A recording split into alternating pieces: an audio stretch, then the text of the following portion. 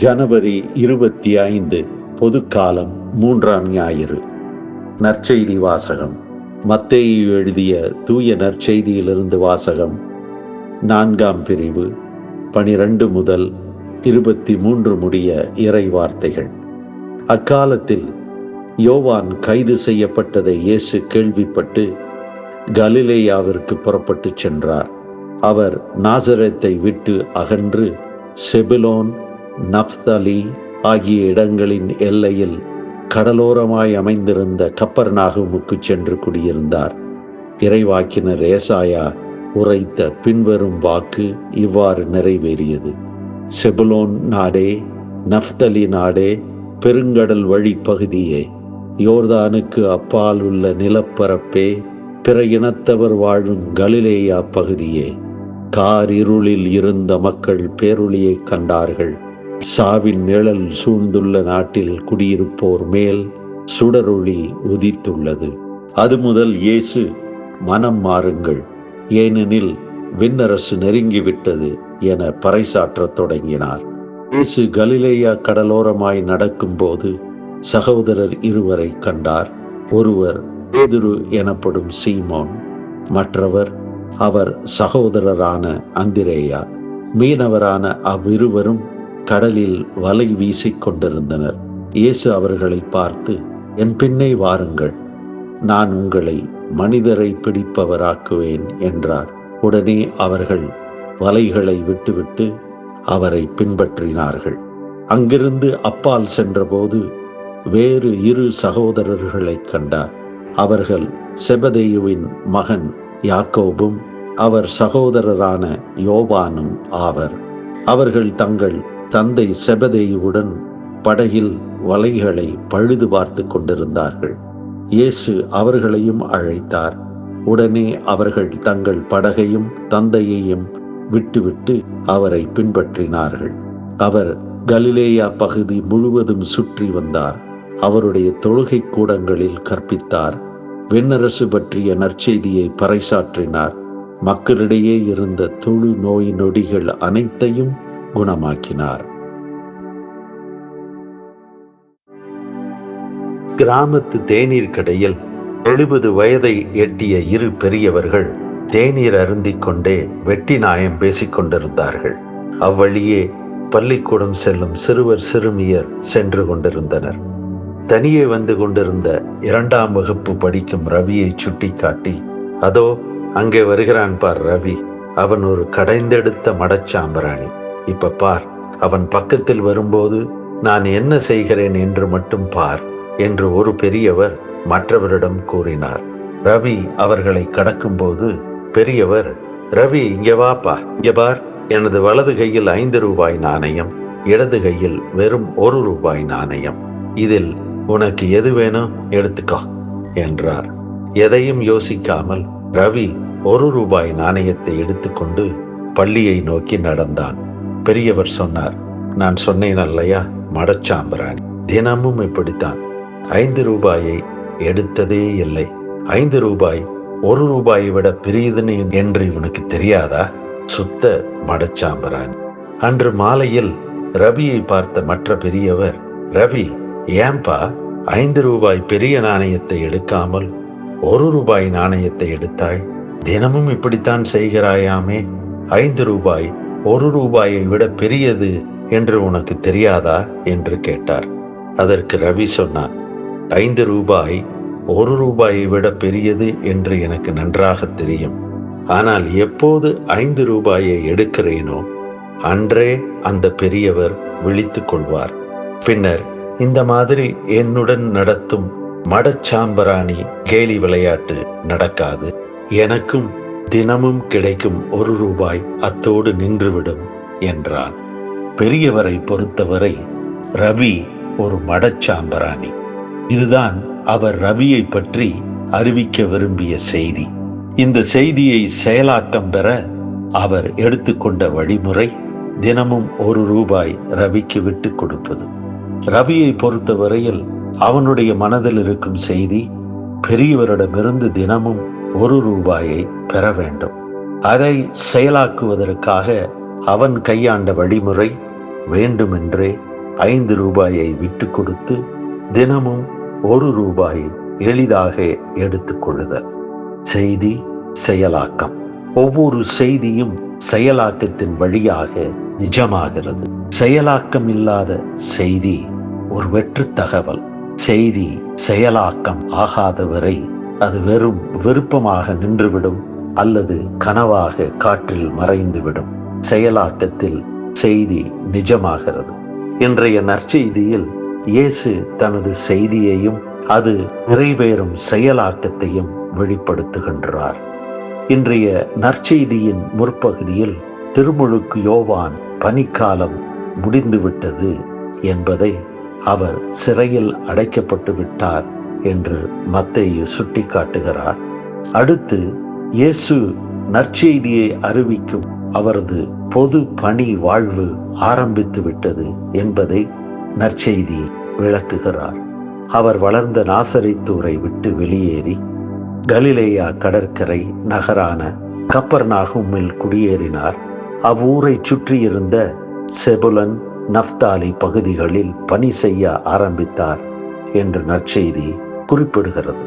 அப்படியென்றால் அவர் தொடங்கிய பணி வாழ்வில் அவர் கூற வரும் செய்தி என்ன, அந்த செய்தியை செயலாக்கும் வழிமுறை என்ன என்பதைத்தான் இன்றைய நற்செய்தியின் பிற்பகுதி விளக்குகிறது. அது முதல் இயேசு மனம் மாறுங்கள், ஏனெனில் விண்ணரசு நெருங்கிவிட்டது என பறைசாற்றத் தொடங்கினார்.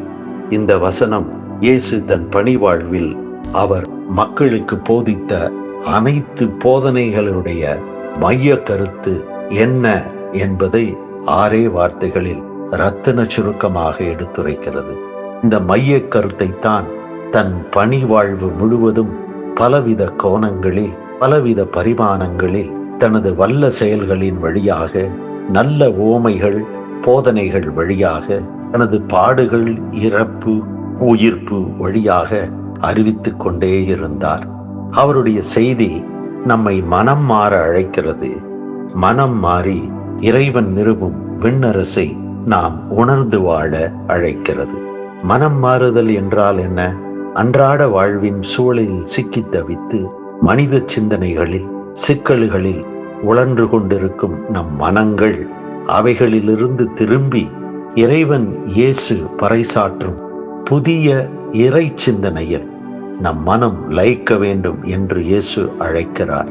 அவ்வாறு சிந்தனை மாற்றத்தில் மனம் லயிக்கும் போது நம் அகக்கண்கள் திறந்து அகப்புலன்கள் இறைவன் நிறுவும் விண்ணரசு நம் அருகிலேயே, நமக்குள்ளேயே, நம்மை சுற்றிலும் நிஜமாகிக் கொண்டிருப்பதை நம்மால் உணர முடியும். இந்த விண்ணரசில் பங்கேற்று நம் வாழ்வை விண்ணரசு வாழ்வாக வாழ முடியும். இதுதான் இயேசு பறைசாற்றும் நற்செய்தி, நம்மை வாழ அழைக்கும் நற்செய்தி. இந்த நற்செய்தியை இயேசு எப்படி செயலாக்குகிறார்? எப்படி விண்ணரசை நம்மில் வாழ்வாக்குகிறார்? இன்றைய நற்செய்தியின் இறுதி வரிகளையும் அதனை தொடரும் மற்ற வரிகளையும் மத்தேயு நற்செய்தியில் படிக்கும்போது இயேசு எவ்வாறு தனது செய்தியை செயலாக்குகிறார் என்று புரிந்து கொள்ளலாம். அவர் தான் குடியிருந்த கப்பர்நாகும் ஊரை சுற்றியிருந்த பகுதிகளில் விண்ணரசை பற்றி கற்பித்தல், நோய்களை குணமாக்குதல், தீய ஆவிகளை விரட்டுதல், வல்ல செயல்கள் செய்தல், இவைகளின் மூலமாக செய்தியை செயலாக்கம் செய்தார். இவ்வாறு தன் பணி வாழ்வையே இயேசு தான் போதிக்கும் நற்செய்தியின் செயலாக்கமாக வாழ்ந்தார்.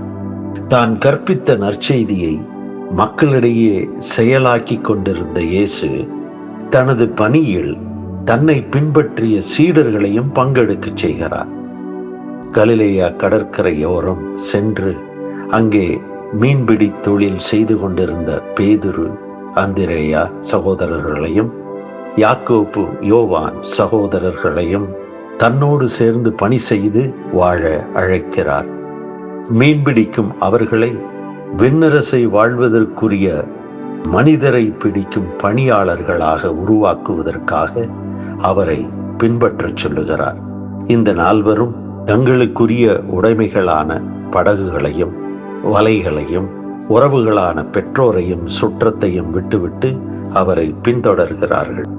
இயேசுவின் பணிவாழ்வு என்பது அவர் ஒருவராக மட்டும் தன்னந்தனியே அவர் மட்டும் செய்யும் செயல் அல்ல. அவர் கற்பிக்கும் செய்தி, அதனுடைய செயலாக்கம் என்பது யாரையெல்லாம் சென்றடைகிறதோ அவர்கள் பயனாளிகள் மட்டுமல்ல, அனைவரும் அவருடைய பங்காளிகள். இயேசுவின் செய்தியும் செயலாக்கமும் பயனாளிகளான நம்மை பங்காளிகளாக மாற்றும் வல்லமை கொண்டது. மீனவர்களான பேதுரு, அந்திரேயா, யாக்கோபு, யோவான் 4 பேரும் அவர் ஆற்றிய பணி வாழ்வில், அதாவது அவர் செய்தியில் செயலாக்கத்தில் பங்கெடுக்கும் சீடர்களாக மாறினர். இயேசுவால் அழைக்கப்பட்டு அவரை பின்தொடர்ந்த சீடர்கள் எல்லாரும் இயேசுவை போலவே செய்தியை அறிவித்து செயலாக்கும் பணியில் பங்கெடுத்தனர். இதை 4 நற்செய்திகளிலும் திருத்தூதர் பணி என்ற புத்தகத்திலும் நன்கு விவரிக்கப்படுகின்றதை நாம் வாசிக்கலாம். இயேசுவில் ஆரம்பித்த நற்செய்தி, செயலாக்கம் என்ற அவரது பணி அவர்கள் சீடர்களின் பணிவாழ்வாக இன்றும் நம்மிடையே உலகெங்கும் தொடர்கின்றது. இன்றைய முதல் வாசகத்தில் செபுலன், நப்தாலி பகுதிகளில் எதிர்காலத்தில் எவ்வாறு அவை ஒளி வீசி இருள் நீக்கி மகிழ்ச்சியும் அக்களிப்பையும் அள்ளி வழங்கும் நாடுகளாக ஆண்டவர் மாற்றுவார் என்ற செய்தியை, நடக்கப் போவதை முன்னுரைக்கும் செய்தியாக ஏசாயாவின் இறைவாக்கில் படிக்க கேட்டோம். இறைவன் நமக்காக எதையும் செய்ய வல்லவர் என்பது மட்டுமல்ல, அவர் நம் வழியாக நமக்கு நம்மோடு சேர்ந்து செய்கிறவர். அவர் செயல் வீரர் மட்டுமல்ல, அவர் என்ன செய்ய போகிறார் என்பதை செய்தியாக முன்னறிவித்து அதனை நாமும் அவரும் சேர்ந்து செய்யும் செயலாக்கமாக நம்மிடையே நிகழ விடுபவர். முதல் வாசகம் சொன்ன இறைவாக்கு இயேசுவின் நற்செய்தியாக செபுலன், நப்தலி பகுதிகளில் அறிவிக்கப்பட்டு அவராலும் அவரது சீடர்களாலும் செயலாக்கம் பெறுவதை இன்றைய நற்செய்தி நன்கு விளக்குகிறது. 2ஆம் வாசகத்தில் பவுல் தனது கொரிந்திய திரு அவைக்கு இயேசுவின் நற்செய்தி எவ்வாறு அவரது பிரசன்னமாக, அவரது அருளின் செயலாக்கமாக செயல்படுகிறது என்பதை விளக்குகிறார். கொரிந்திய திரு அவையினர் அவரவருக்கு பிடித்த தலைவரை பின்பற்றி தங்களுக்குள் யார் பெரியவர், யார் உண்மையான வல்லமை மிக்க தலைவரால் திருமுழுக்கு பெற்றவர்கள் என்று பிளவுபட்டு ஒருவரை ஒருவர் தாழ்த்தி பேசி வாழ்ந்தனர். இந்த சூழலில் கொரிந்திய அவையினருக்கு இயேசுதான் நமக்கு அருளப்பட்ட நற்செய்தி. அவர்தான் நம்மிடையே நிகழும் இறை பிரசன்னம், அருள் வல்லமை, இறைவனின் செயலாக்கம். அவரில் நாம் அனைவரும் அவரை போலவே நற்செய்தியை அறிவித்து அவரையே செயலாக்கி வாழ வேண்டும் என்று கடிந்து அவர்களுக்கு அறிவுறுத்துகிறார் பவுல். கொரிந்தியருக்கு எழுதிய முதல் திருமுகத்தின் முதல் 3 அதிகாரங்களை படிக்கும்போது நம்மிடையே இயேசு நற்செய்தியாக, அதன் செயலாக்கமாக இருப்பதை புரிந்து கொள்ள முடியும். இயேசுவுக்குள் திருமுழுக்கு பெற்ற நாம் அனைவரும் இயேசுவை நற்செய்தியாகவும் அதன் செயலாக்கமாகவும் நம் சூழலில் வாழ்வதற்குரிய ஆசியையும் ஆற்றலையும் பெற்றிருக்கிறோம். இயேசுவே நம் நற்செய்தி. அவருடைய வாழ்வு, சிலுவை பாடுகள், இறப்பு, உயிர்ப்பு, நம்மோடு இறுதி காலம் வரை இருப்பேன் என்ற அவருடைய வாக்குறுதி, இவைகள் அனைத்தும் அந்த நற்செய்தியின் செயலாக்கம்.